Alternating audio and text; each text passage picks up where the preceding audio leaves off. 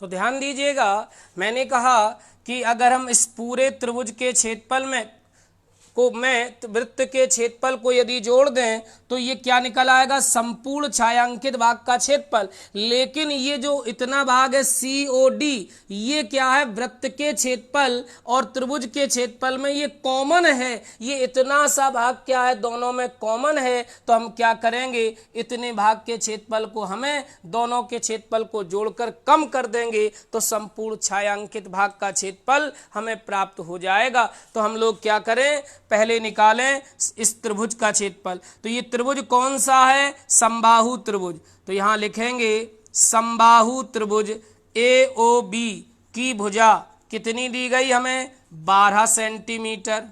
ठीक है, तो आप जानते हैं कि समबाहु त्रिभुज का क्षेत्रफल, नहीं जानते तो याद कर लीजिए, समबाहु त्रिभुज का क्षेत्रफल √3/4 भुजा स्क्वायर होता है। समबाहु त्रिभुज का क्षेत्रफल √3/4 भुजा स्क्वायर होता है। तो यहाँ पर मान रख दीजिएगा √3/4 और भुजा हमारी कितनी है, 12, और 12 का स्क्वायर 144, 4 से काट दो, 4 तिया 12 और 4 छंग 24। तो ये आ जाएगा 36√3 वर्ग सेंटीमीटर इस समबाहु का एरिया। अब ध्यान दो, 6 सेंटीमीटर त्रिज्या का ये वृत्त है। तो वृत्त की त्रिज्या कितनी है, 6 सेंटीमीटर। वृत्त की त्रिज्या यहां पर दी गई 6 सेंटीमीटर। तो हम पहले वृत्त का क्या निकाल लेंगे, क्षेत्रफल। और वृत्त का क्षेत्रफल होता πr²। पाई का मान यहाँ नहीं दिया गया इसलिए मत रखिए। r का मान है 6 का वर्ग 36 पाई, ये आ गया इतने वर्ग सेंटीमीटर। अब इस वृत्त और त्रिभुज में ये इतना भाग क्या है, कॉमन। तो इसका एरिया हमें घटाना पड़ेगा, तो इसका एरिया भी हम निकालेंगे। तो ध्यान दो, समबाहु त्रिभुज का प्रत्येक कोण 60 अंश का होता। तो ये निकल आया त्रिज्यखंड का कोण। त्रिज्यखंड ये बन रहा है, तो निकाल लीजिए त्रिज्यखंड COD का क्षेत्रफल। त्रिज्यखंड COD का क्षेत्रफल, और त्रिज्यखंड का क्षेत्रफल क्या बताया था, πr² θ/360। तो पाई r कितनी है, 6 का वर्ग हो गया 36, थीटा कितना है 60/360, 6 छंग 36, 6 छंग 36 तो कितना हो गया, 6 पाई वर्ग सेमी। अब हमें निकालना क्या है, छायांकित भाग का क्षेत्रफल। तो छायांकित भाग का क्षेत्रफल कैसे निकलेगा, छायांकित भाग का क्षेत्रफल निकालने के लिए पहले त्रिभुज के क्षेत्रफल और वृत्त के क्षेत्रफल को जोड़ेंगे। तो 36√3 + 36 पाई, और मैं घटा देंगे कॉमन भाग का क्षेत्रफल 6 पाई। तो बताओ कितना बचेगा, ठीक है ना। यहां से 36 लेना, बस यही हमारा आंसर हो जाएगा। तो 36√3, 36 पाई में 6 पाई घटाओ 30 पाई।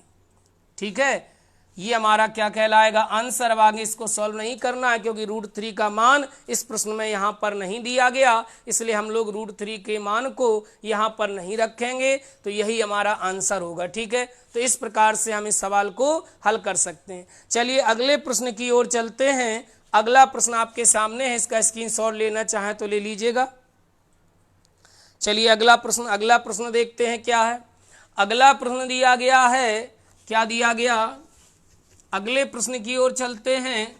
अगला प्रश्न आपके सामने है, कह रहा है, प्रश्न कह रहा है क्वेश्चन नंबर 5, ये क्वेश्चन नंबर 4 था, क्वेश्चन नंबर 5 कह रहा है 4 सेंटीमीटर भुजा वाले 4 सेंटीमीटर भुजा वाले एक वर्ग के 4 सेंटीमीटर भुजा का एक क्या है, वर्ग है। 4 सेंटीमीटर भुजा वाला एक ये वर्ग है जिसका नाम ABCD है।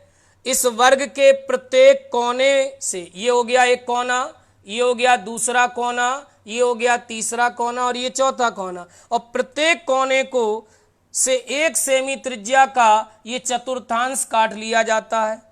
चतुर्थांश काट लिया जाता है।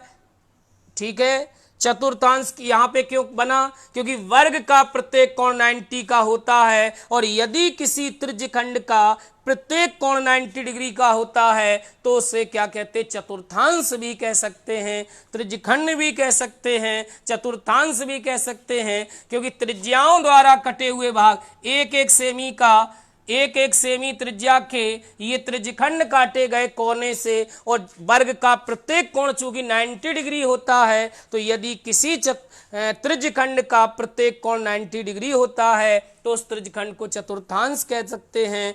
अब यहाँ पे ध्यान दो, फिर कह रहा है इसके बीच में 2 सेमी व्यास का एक वृत्त काटा गया, इसके बीच में 2 सेमी व्यास का ये एक वृत्त काटा गया। अब जैसे ये वृत्त काटा गया तो अब ये पूरा छायांकित हो गया, ये भाग, ये जो भाग है ये छायांकित है।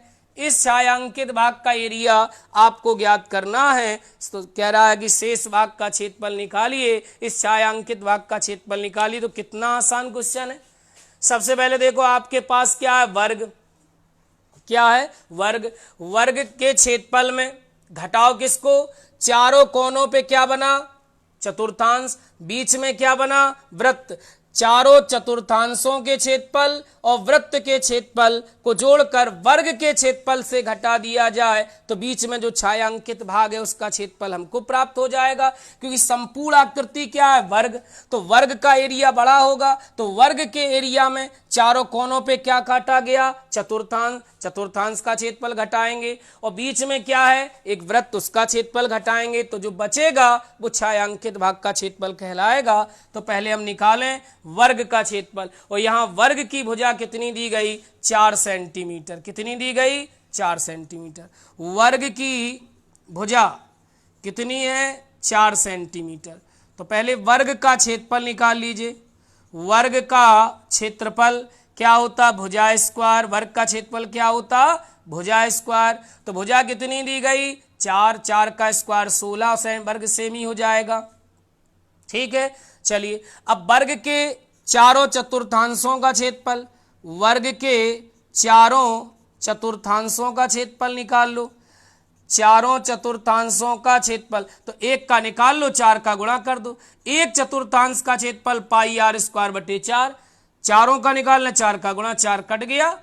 पाई, पाई का मान यहाँ दिया नहीं है, r कितनी है, 1, 1 का वर्ग 1 ही होगा, तो पाई वर्ग सेमी ये आ गया चारों चतुर्थांशों का। अब वृत्त का व्यास कितना दिया गया, 2 सेमी। वृत्त का जो व्यास दिया गया वो 2 सेमी, व्यास की आधी हो जाएगी त्रिज्या 1 सेमी, तो वृत्त का क्षेत्रफल निकाल लो, क्या हो जाएगा, पाई r स्क्वायर। ठीक है, तो यहां भी पाई r का मान 1, तो कितना हो जाएगा, पाई। अब निकाल लो छायांकित भाग का क्षेत्रफल। छायांकित भाग का क्षेत्रफल क्या हो जाएगा, कैसे निकालें, पहले वर्ग का क्षेत्रफल 16 घटाओ चारों चतुर्थांशों का क्षेत्रफल और वृत्त का क्षेत्रफल जोड़कर, जोड़ का मतलब जोड़ेंगे तो माइनस का गुणा होगा, तो हो जाएगा 16 माइनस 2 पाई वर्ग सेंटीमीटर, ये निकल आएगा छायांकित भाग का क्षेत्रफल। ठीक है, चलिए आज के लिए इतना ही। Thank you, have a nice day.